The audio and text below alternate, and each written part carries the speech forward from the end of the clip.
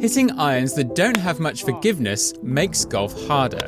Since starting to play golf again last year, I've been using these Cobra MB Irons that I purchased from a friend. They're pretty much blades, and anything that isn't hit in the middle of the club face is brutally punished. After having some lessons and putting some quality practice in, it's time to get some irons that are more suitable for me. A set that will allow me to continue to improve and take advantage of modern technology. I've come to see Graham Kehoe and Andrew Smart at Nicklaus North in Whistler for an iron fitting. Now, this fitting is going to be a touch different because I've actually got a brand already in mind. After searching out my options, I've managed to find a pretty decent deal with Callaway, which was too good to pass up. So, using their expertise, we're going to find which model and spec is going to work for me and which other clubs I should fill out my bag with.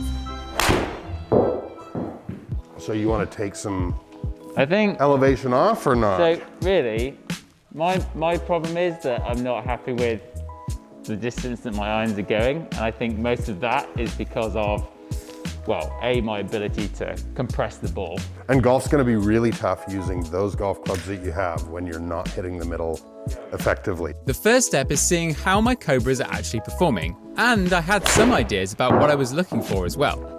Would you say you have a particular miss? Is it left or right? It's literally what's on the screen. Not only am I looking for better consistency with how the ball comes off the face, but I believe I'm losing some distance because of how high the launch trajectory is. Really, there are two options open to me here, the Apex or the Apex Pro irons. Callaway says that the Apex irons are geared towards those with handicaps between 15 and 5, and the Pro 21 irons for players in the 5 and +5 range. Right now, my 7 iron carries about 150 yards, and I'd really like to up that to be at least 160.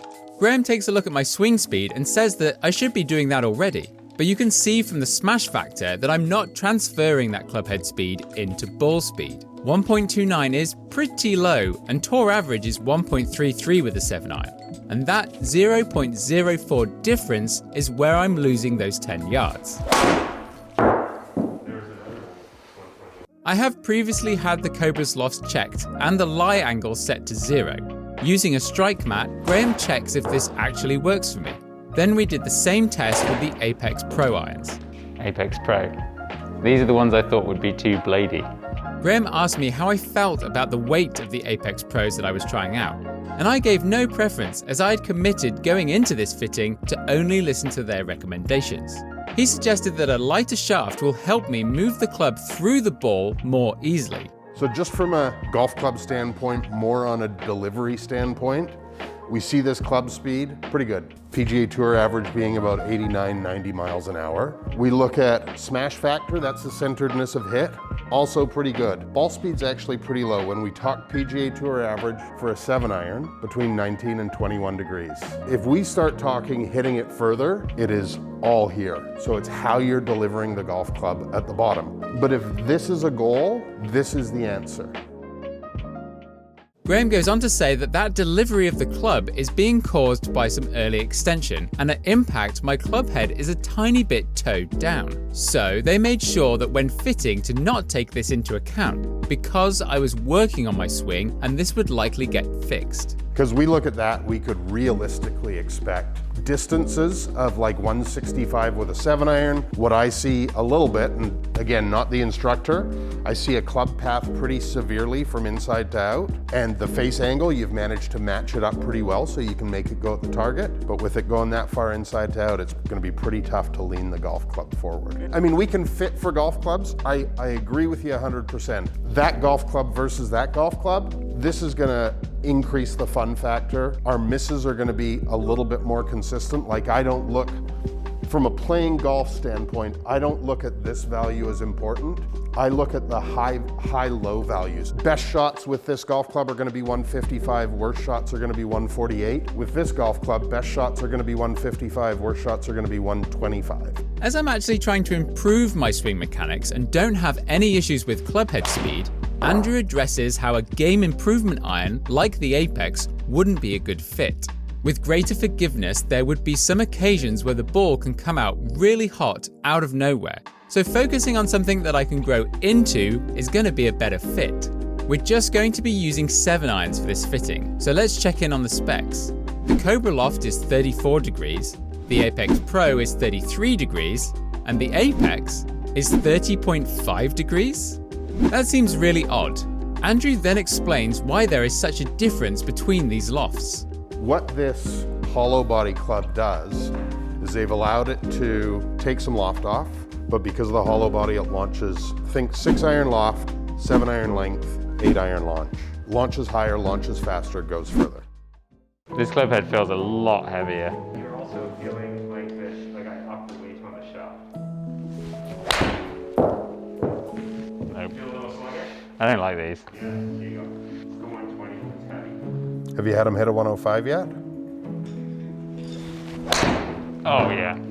The moment I hit that club, it felt perfect. Graham shared that he used to play a 120 gram shaft, but now has gone to a 105 shaft because it's just so much easier. And that's exactly how I felt in this moment. I was already getting those 10 to 15 yards further with both the Apex and the Apex Pro irons when compared to my old Cobras. But there was one more thing to try, a lower launching shaft. And with that, we had arrived at the decision. Suggestion from irons, Yeah. Apex Pro, standard loft, standard lie, 105 gram shaft. Grip, how did you like that grip? Big paws, little paws, in the middle, Average? like a medium? I'm like pretty much a Mr. Medium on everything in my life. Like a medium glove. Medium glove, yeah. They just had my wedges redone. Yeah. There's 3 layers of tape under there. It's like, I guess, between a mid-size and a normal one. That's a lot of tape. But is there an optimal? Like, how do I know? I like how thick the 3 wood is. Just that general thickness. But there was still the top end of my irons that we needed to figure out. What should I actually have? The hybrid that I have in my bag is there for no other reason than I just got it because it was available. Andrew wanted to see how this was going. How often do you hit your 3 iron, Paul? Well, I'd say if I have like 190, I was hitting my 3 iron. This is like the 205, 210 situation if I have that. My suggestion before you do anything, Yeah. figure out what the longest iron you're gonna have. Like from a true club fitting standpoint, we wouldn't fit you into the whole bag. We'd fit you into irons. Yeah.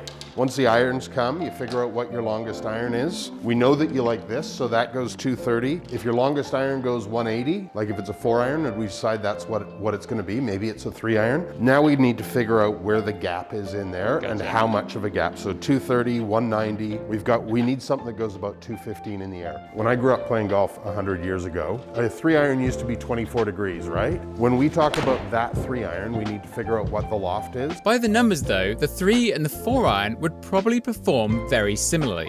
Let's be honest, a 21 degree 3 iron probably wouldn't work consistently unless I was practicing out there like a tour pro. And as a fitter, this wouldn't be what Andrew would recommend.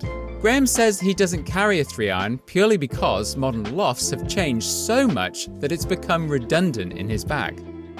And just from a player's standpoint, right? Like this is not much of a teacher, kind of a club fitter, play a lot of golf. Driver, super important. Fairway club or T-ball club, super important. Wedges, very important. If we look at a 3 iron or a 4 iron or a 5 iron, how many times in a round of golf are you gonna hit a 3 or 4 iron? If you hit a drive 250 yards even, Yeah. it's gonna be 3 par 4s where you have a long club. Even if we look at the PGA Tour, there's more guys not carrying blades in the long clubs, not carrying 3 irons, some of them carry driving irons. So now the decision was to be made about which club I should have for that 210 yard range. If we're hitting a golf ball into a green, we want it launching like this and descending like this. Yeah. If we get a 3 iron, a 21 or a 20 degree golf club, it's launching like this and it's made to go out. When we started looking at this idea, my energy levels had started to drop. But the idea of a 7 wood definitely made sense. I actually struggle to hit hybrids consistently, and I love my fairway wood. We called it a day in the studio and I ordered the Apex Pros with 105 dynamic gold shafts. But which 7 wood would I go for? We'll find that out in a future video. Make sure you hit subscribe so that you get notified of my next upload as we finish off my new golf bag. If you enjoyed this video, then hit the like button to tell me that you did. Thanks for watching, and I'll see you on the course.